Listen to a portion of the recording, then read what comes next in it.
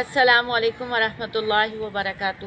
جامعہ سیدہ حفصہ لال مسجد اسلام آباد G6 سے حسان مخاطب ہوں، اور اپنے وزیر داخلہ اور اسلام آباد کے DIG اور DC صاحب عرفان میمن صاحب اور AC فرحان صاحب، آپ سب کے نام ایک پیغام ہے۔ بحریہ ٹاؤن میں ہمارا مدرسہ ہے، جامعہ سیدہ حفصہ گوشہ سکون میں، اور یہ سن 2008 سے وہاں چل رہا ہے۔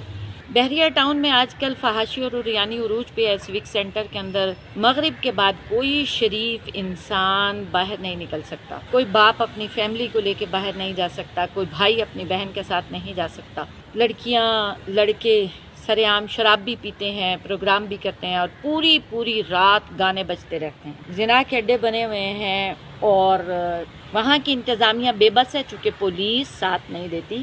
وہاں کی پولیس جو بحریہ ٹاؤن کی اپنی پولیس ہے، وہ اسلام آباد پولیس کے بغیر اندر کارروائی نہیں کر سکتی، اور اسلام آباد کی پولیس ان کا ساتھ نہیں دیتی۔ اللہ رب العزت کا فرمان ہے، من لم يحكم بما انزل الله فاولئک هم الظالمون ومن لم يحكم بما انزل الله فاولئک هم الفاسقون من لم يحكم بما انزل الله فاولئک هم الكافرون۔ اللہ نے ایک جگہ فاسق کہا، ایک جگہ ظالم کہا، ایک جگہ کافر کہا۔ اب مجھے یہ بتا دیں کہ آپ ظالم ہیں، فاسق ہیں یا کافر ہیں، یا تینوں چیزیں آپ لوگوں کے اندر پائی جاتی ہیں کہ آپ کو یہ علم ہے؟ کیونکہ مجھے پتا لگا ہے کہ اسلام آباد انتظامیہ کے بڑے بھی اس میں ملوث ہیں۔ تو اب چونکہ بات ہم تک آ گئی ہے اور ہماری بچیوں تک پہنچ رہی ہے، اور آپ کو پتا ہے کہ ہم امت کی بیٹیوں کو اپنی بیٹیاں سمجھتے ہیں، کہ کجا بات جامعہ حفصہ تک آ جائے تو ہم یہ بات برداشت نہیں کرتے۔ IG صاحب، DIG صاحب، DC صاحب، AC صاحب اور وزیر داخلہ محسن صاحب، آپ اس معاملے کو خود ہینڈل کر لیں، وہاں سے بدماشی کے اڈے ختم کریں، ورنہ آپ کو میرا مزاج تو پتہ ہے، سر پھرے ہیں، نہ گولی لگنے سے ڈرتے ہیں، نہ مرنے سے ڈرتے ہیں۔ بچ گئے تو